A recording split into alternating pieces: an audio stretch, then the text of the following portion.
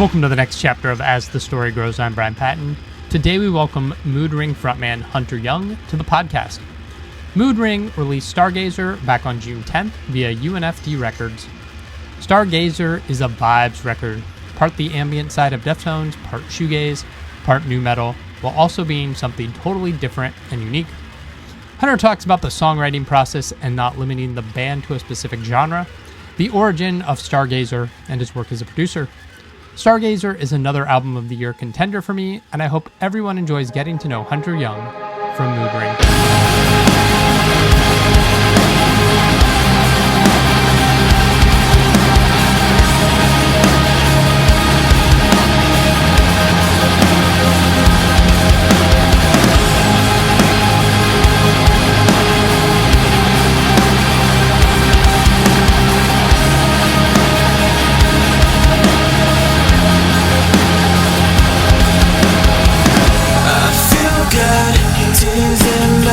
Silence pours out of it 'cause it's complex, not enough. So feed off of the trust to let me out of this. Thanks for hanging out. Yeah, of course. Thank you for having me. Yeah, it's cool. Where are you located? It's not in your bio, or I didn't see it.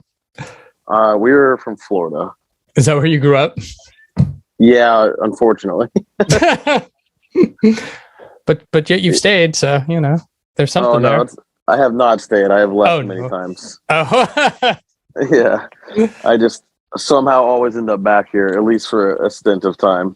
yeah. Oh man. Yeah, the goal is not to stay.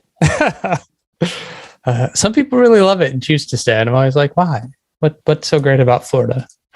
Everyone and their mom moves here. It's where America comes to die. So, yeah. Where in Florida are you from originally? Daytona Beach. All right. Born and raised.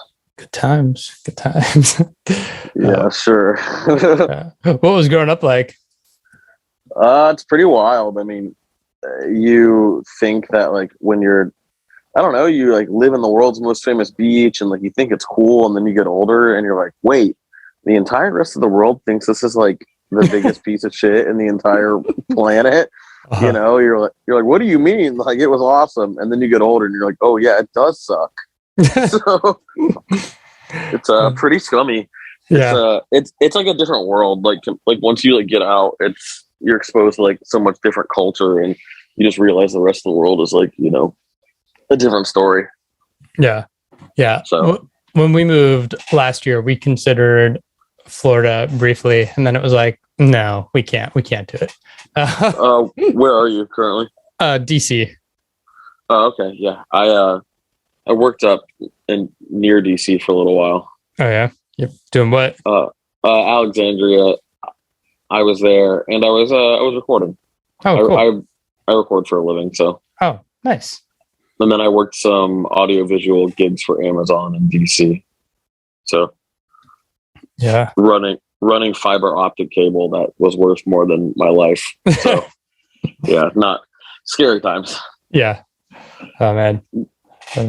What got you into music? Well, I think the first thing I ever remember hearing in my entire life is Thunder Kiss 65 by Rob Zombie. My dad put it on in the car when I was, a toddler essentially, and I have a memory like an elephant, and I remember hearing that riff and just naturally being like, well, that's cool. And then from there, I think that he essentially was like, well, let me try this. And then he played Blackened by Metallica. And I went, yep, this is it. So I don't know. That was pretty much it. The first memories I have in life is just riffs and going, yeah, and just thinking to myself, this is the coolest thing that's ever existed. So I'm gonna do this. That's awesome. Did you gravitate towards an instrument? Playing guitar? Yeah. I've been playing guitar for 16 years. So yeah. Nice. That's awesome. Yeah, it's interesting getting older, and it's like, those years go on and you're like, yeah, I've been playing guitar for 25 years. Holy shit. Yeah, no, I just thought to myself, like the answer almost came out of my mouth was like 7, and I was like, wait a second, I've grown drastically older since the last time I was asked that question. So. Yeah. How soon did you start playing in bands? All right, funny story. I started playing guitar to play in a band. Nice. When I was in 6th grade, I found these like punk kids because I was wearing like, Dead Kennedys shirts, and I don't know, like Minor Threat shirts to school and stuff. And because I, kind of discovered punk and punk hardcore, and they wanted to start a band. And all of them like were pretty good players considering how young we were. And I lied. I said, I can play. So basically, I went home and I told my stepdad, I was like, hey, you got to get me something. I was like, I told these kids that I could play. And we went over winter break, and I just went in like learning the hardest songs that I could. And it came pretty naturally. I just, at first, just following the fret markers, kind of following the dots and figuring out rhythms on my own. And then, yeah, I just jumped into some harder stuff, and I came back, and sure enough, I bullshitted my way through it. And I started playing in bands literally that, just like that. So Nice. I've never stopped since. That's awesome. At what age or moment did you realize you could sing as well? Probably like before that, honestly. Okay. When I was growing up, I was kind of forced to do church choir. Okay. And I was very fortunate to have like semi-perfect pitch. So I've like, it always has made sense. Not that I can sing in perfect pitch, but I can just understand where the note is. Yeah. Just kind of, blessed with an ear, I guess. And, yeah, I don't know. It's funny you say that because those, like even like middle school bands that like I started, and then, into the high school bands that we were in, my high school bands ended up, being like, national touring acts. And that was like what I did. Oh yeah. It was, yeah. It was, I'd always join a band going, I'm going to play guitar. And then I go, well, I guess I'm going to sing or do vocals because I'm better at this than the other person who is. So let's do this instead. I've never once started a project with the intention to sing besides Moodring. Oh yeah. Yeah. That's cool. What were those bands in high school that you were touring with? I was in a bunch of like deathcore bands and metalcore bands and stuff. A few of us were in this deathcore band called Silence for a long time.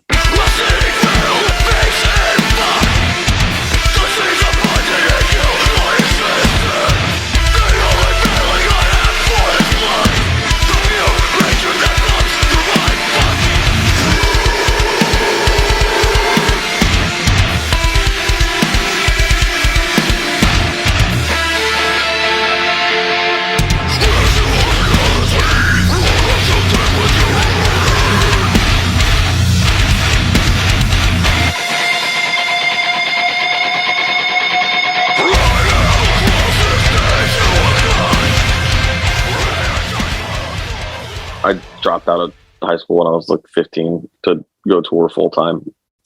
Wow. But it was more like I dropped out of high school so I could smoke weed and like hang out at my house and go on tour like sometimes. Watch as I walk out. The open door is calling us to just words won't fix the time between us. There's no reflection staring back at you. It's back and forth inside you. 'Cause you got me so trapped. I think that you like that. I give anything. What was the genesis out of deathcore into Moodring? Ironically, if you listen to like the stuff that we did in 2012, like we were doing kind of the moody, like ethereal, and like unfortunately, like I have to say it, we were just ripping off Deftones, but we would be doing deathcore stuff and go, all right, let's stick a Deftones part in here just to like, break up the ambience. Like we've always liked kind of like that sound. So we were doing that kind of stuff like back then, honestly. That's cool. Yeah. Where did the name Moodring come from? I wanted to write music and essentially be able to do whatever I wanted, whenever I wanted. And the name Moodring kind of like encompasses that in the sense that like it's like effectively a disclaimer. You know what I mean? Well, it's very much so like, well, why does this band sound different all the time? It's like, well, Yeah. it's right there in the fucking name, man. This press release said it took you guys a while to hone in and define your sound. Like, what took you so long to kind of gauge what was working for you? I don't even know what that means. Okay. Honestly, yeah. I mean, like, not to be that guy. I probably never read that press release. Honestly, Okay. I don't read them. They freak me out. Yeah. Yeah, I'm not big on it. Like, it's often like misquoted and weird, and I'm just kind of like, all right, well, whatever you got to do. Yeah. I wouldn't even say that. I mean, our first EP, I think I wrote 2 of the songs in one day and went, all right, I think I'm gonna do this. Maybe they meant like, we've tried that, like, a few of us essentially like did a project that never came out. That was what we consider like proto Moodring, you know. Okay. It was Moodring, but it was like way more post rock. It was way more, you know, ambient, and it was just way bigger, longer songs, like even like post metal influence. Like, I mean, it was like way more influenced by things like sumac and even like Explosions in the Sky than it was like new metal. You know what I mean? So that was definitely our artsy phase for sure. And then I wrote a radio rock song, you know, for lack of better words, like a 90s alternative song. I'm like, oh damn, this is fun too. So that's pretty much all that happened. I sat in my room one day and trimmed the fat off of it and went, all right, well, let's do this. That's cool. How'd the pandemic hit you guys and affect you? We weren't like out. Yeah. Yet. Most of the EP was written when the pandemic happened, but we actually we just wrote during the entire thing. I mean, we released like pretty much in the thick of it. Yeah. So, I mean, it sucks. I'll tell you this: we've already had to cancel tours because of it. Like, since touring has been back, like we were supposed to be out in March, and during the Omicron spike, it got canceled. And now that we leave in a week to go on tour, and I'm like, damn, dude, it's spiking again, and I just keep thinking it's just gonna keep happening. Like, I don't know. And if it does, how long do I hang on? Yeah.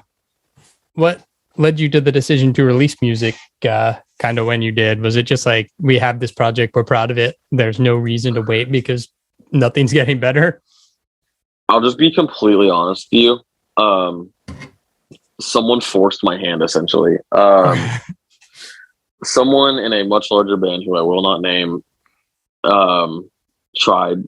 really wanted to play in our band, right? Okay. And they really wanted to play bass, and our bassist was like, "No, I play bass." And he was like, "No, move the guitar." And he's a wealthy man, and he knows that like most of us like produce music and write music for a living, even like for other artists too. Yeah. And essentially, we were out drunk, and he was like, "All right." He was like, "Well, I'll just have someone else make it for me." Like, essentially the same thing. And I went, "All right, we got to put it out." Like, you know, I'm not gonna let the guy beat me to the punch. So we did it, and fortunately for us, it worked out. I think we shot a music video that week, and we were like, "All right, let's get this shit out." Yeah. Were you guys already in talks with UNFD, or did that come after the release of the EP? After the release, yeah. We didn't like shop it around really. I mean, like, we talked to some people at first before we did, just kind of like, "Hey, do you like this?" And they're like, "Yeah, we like it." But nothing crazy. I'm glad we originally self-released, honestly. Yeah. That's cool. How'd you guys get connected with UNFD? That's a great question, honestly. There was a lot of buzz around the first music video, not like amongst like fans, even really, just music industry people liked it a lot. And at the time, like pretty much anyone who followed us on Instagram or online was all music industry people. And it was like, it got passed around a lot between those circles. And I'm pretty sure Leander, who now works at UNFD, found it, sent it to, you know, now our booking agent. And we talked for a while. We talked to a lot of other labels too, but UNFD is just the one that ended up working out. Yeah. That's cool. We didn't even know if we wanted to sign, you know what I mean? Like, it just, we're very picky, and it had to be on very certain terms. So it all ended up working out great, though. Yeah. Is this a project or is it just like more about the vibe and the ability to create than it being like your living? I mean, or both? Yeah, I mean, don't get me wrong. Like, I don't think anyone like doesn't want to be able to pay their bills off of music, and I think that Moodring has the most capability to do that out of any thing I've ever done, for sure. More so, I didn't want to be like surrounded by or like in a sea. Like, I didn't want to compete with my own team, if that makes any sense. Like we really didn't like want to go somewhere where it was like, okay, well, you have 1,000 things that already sound like us, so why would you push us? Yeah. If that makes any sense, Yeah. Like, especially in the current state of music, like so much of it sounds the same.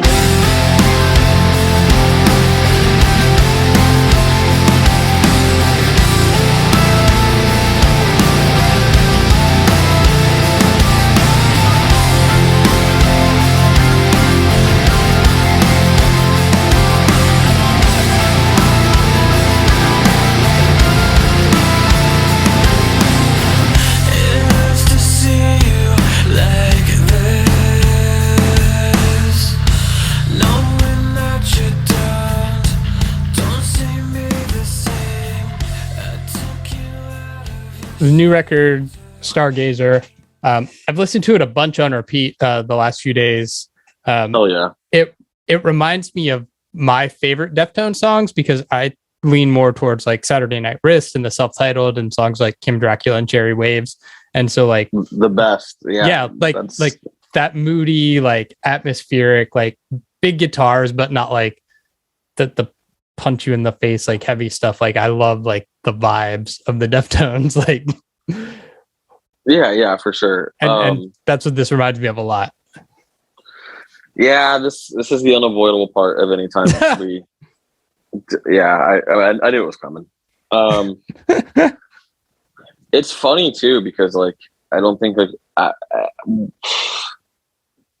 it's funny because there's one riff inspired like that I actually was like, hey, I want like an around the first style riff on this record, and it's like the Radio Rock single, and then we ended up down tuning it more, and then it ended up being more new metal. I mean, yeah, like of course we love Deftones. I have the fucking white pony tattooed on my face. You know what I mean? Like it is what it is. But like, we're great and still are great at creating big like scapes. Yeah. And we also like doing the same thing, but we also are like, I think that we're a lot more focused on like getting to the fucking hook. You know what I mean? Like making it more catchy. Because let's keep it real. Do you have any idea what the fuck like they're talking about? Because I don't. Most of my favorite music. I have a white pony tattoo on my face, and I have the Glassjaw logo tattooed on my face. Just the GJ, and I couldn't tell you what or Dale are talking about. No, I want to be like more relatable and accessible in those bands, and like approach it from more of a pop aspect, essentially. Like to do what those bands have done, to expand on it, but still like have this approachable pop essentially formula to it, like when we want to. Yeah. Does that come out of like because you were doing deathcore for so long, and like I love deathcore, like it's great, but like so I don't anymore. Oh, well, that's that's fair, but like there's a limited range of like you can only go so far in that genre, and it's just like why continue to create music that's just like has a ceiling on it when you could do something that is more accessible and bigger. Yeah, you said it the best like I could, the best way I could put it, and I'll give you a 2-part response to that. Yes, like Moodring has no fucking ceiling. We can do literally whatever we want. You know what I mean? Like if you said you've listened to the record a bunch, I mean, go listen to a song like Synthwave and then listen to a song like Peel and tell me that's the same band. Yeah. You know what I mean? Or Nike, for God's sakes. That's my favorite track on the record, honestly. So it was to do something with absolutely no ceiling and to be able to do like literally whatever we want. But also it comes from the standpoint that, I myself produce and write for a living for other artists, some I can and can't talk about, because of the way the industry works. But not only do I do that, but so does several other people in my band. Like, it's a band full of producers, so it's kind of like, well, how do we just make this a good song? And we could make the songs last 6 minutes and get bigger and bigger and bigger, and it would be, ethereal, gorgeous wall of guitars, with, drony singing or soaring vocals. But really, at the end of the day, it's like, well, let's get to the point. I'm also at this point in my life, like, where I like, if I see a song that's like long, the chances of me listening to it are pretty low. So that's funny. I'm part of it. I'm part of the generational attention span failure. Yeah. The record, like, the ebb and flow is real nice, because like you start off with Disintegrate, which is so like atmospheric and like, it creates a mood, but like Constrict is like a new metal radio rock song, and I don't say that like it's a good song, right? Like, you could definitely hear it on the radio. Dude, I'm not offended by it. Like, that's what we all grew up in. You know what I mean? Like, I think 10 years ago it would have been so taboo. Like, we put out Constrict 10 years ago, it would have been berated. You know what I mean? But I think that like pride has like really been pushed aside a lot, and then in terms of like music. And especially, I think we're like very much more in an era of like, well, just like what you fucking like. Yeah, man, I love new metal.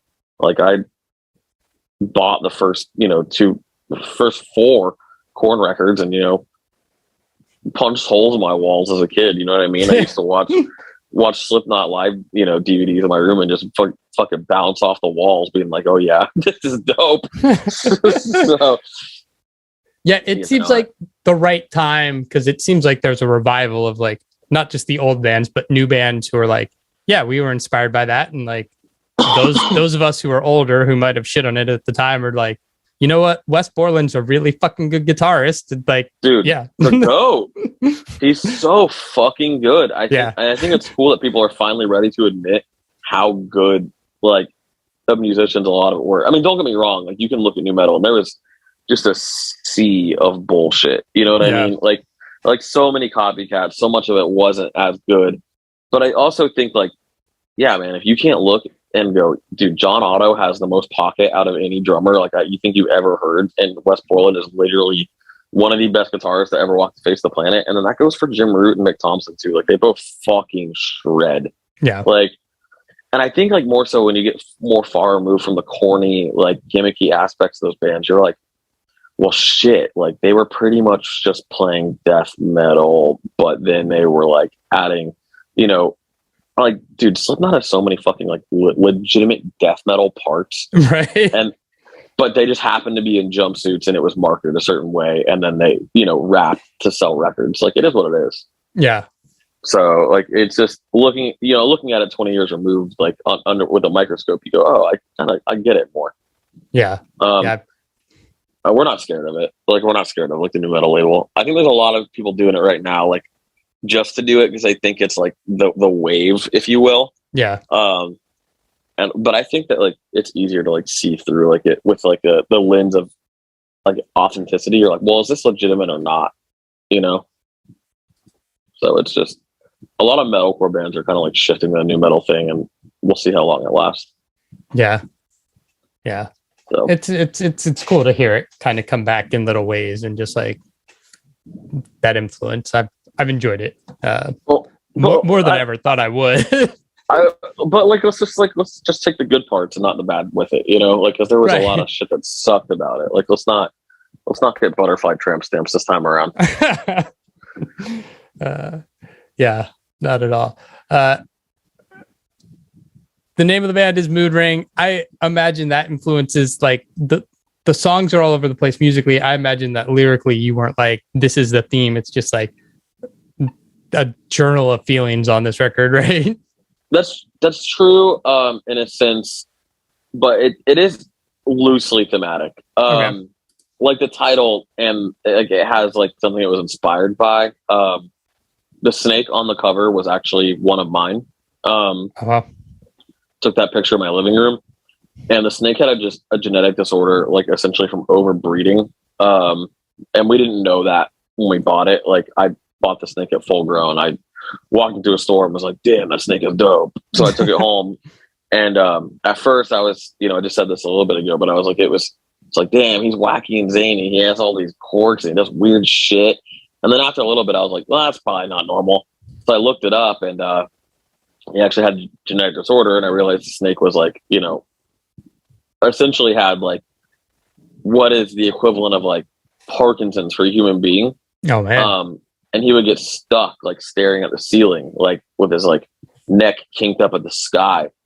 And I was like, what is that? And it was called stargazing. And a lot of snakes, when they start stargazing, essentially means they're gonna die soon. This was a big, healthy snake. But when I realized that the snake was suffering, it was like I was outside of the, looking into this glass box at this this creature that has no idea I exist. I am the hand that drops the rat in the tank. But I like felt empathy because at the time I was definitely dealing with a lot of suffering myself. Mm-hmm. I was like, damn, and it became this weird concept that I kind of had this existential crisis about. I empathize with this creature that has no idea I exist, like through mutual suffering. And that kind of loosely became like the thematic theme of the record. Yeah. Cool. So super weird. Yeah. Listen to the song Stargazer, and then it's actually about a snake. Come lay outside tonight. You're alive. Stargazer,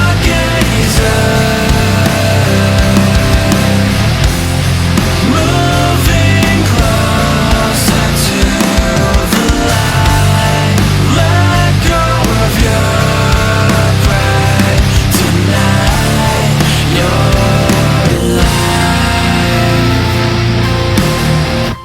That totally changes the perspective of the song. Yeah. The artwork's super cool. It's super dope. I appreciate it. Yeah, my buddy Steven took a picture. Like literally, we put a those like white science boards like you'd have to do for like school projects. Yeah.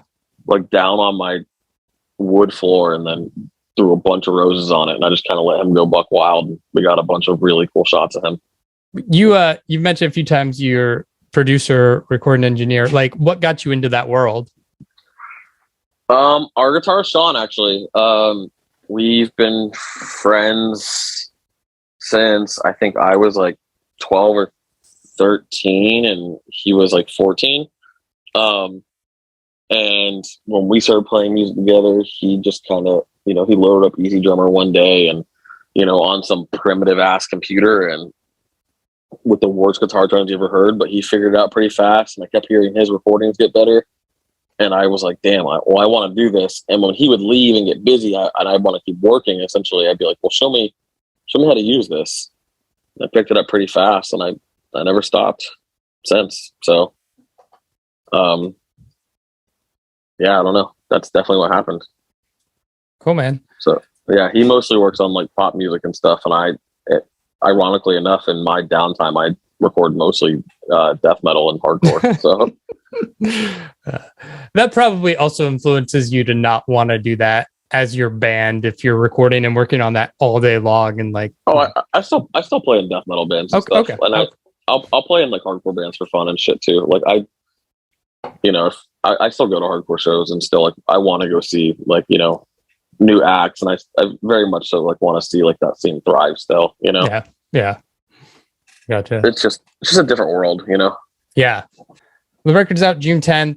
You've talked about tours getting canceled. What's the rest of 22 look like for you guys? Do you have tours on the books? Or are you just crossing your fingers waiting? Yeah, no, we play Welcome to Rockville this coming week, actually. Day one, the Kiss day. And then we play So What in Dallas. Same day as Hatebreed and a bunch of other really dope bands. And then we're on tour. We do a full US with Cane Hill, and we leave for it in like a week. So we're going out with Cane Hill, Afterlife, and Victims. Cane Hill has been a fan of the band for a while, and essentially they asked us to come out with them. And then, yeah, I don't know. We're going to do that and try to stay out as much as we can. I'm fighting for a bunch of bigger stuff in the fall right now, and that I hope we get. So, we want to stay out. Like the goal is to I want to ride this thing till the wheels fall off, and love to get overseas too. But we'll pandemic permitting. One's real. I'm disappearing. Slip my hands from the wheel. Let's see where it's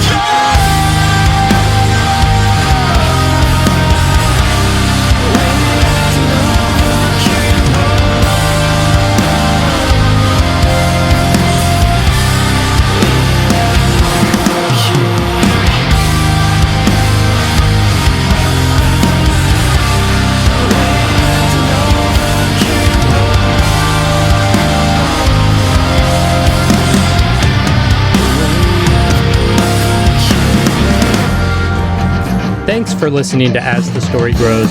Our intro music was written and composed by Jeremy Hunt. The As the Story Grows theme is by Bob Nana.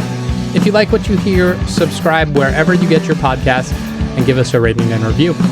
If you'd like to support the show financially, you can join us at patreon.com/asthestorygrows. Be a part of our community and join the ongoing conversation over on Discord.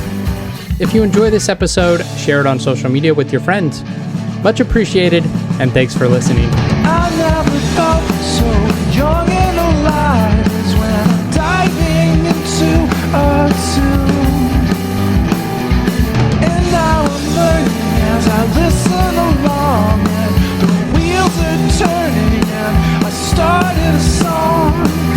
One good word and I'm gone. Oh, as the story grows, the more I want to know, the more I want to show you.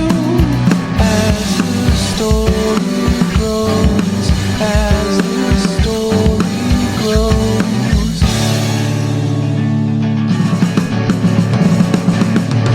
You can create something lasting and great, something passionate and real.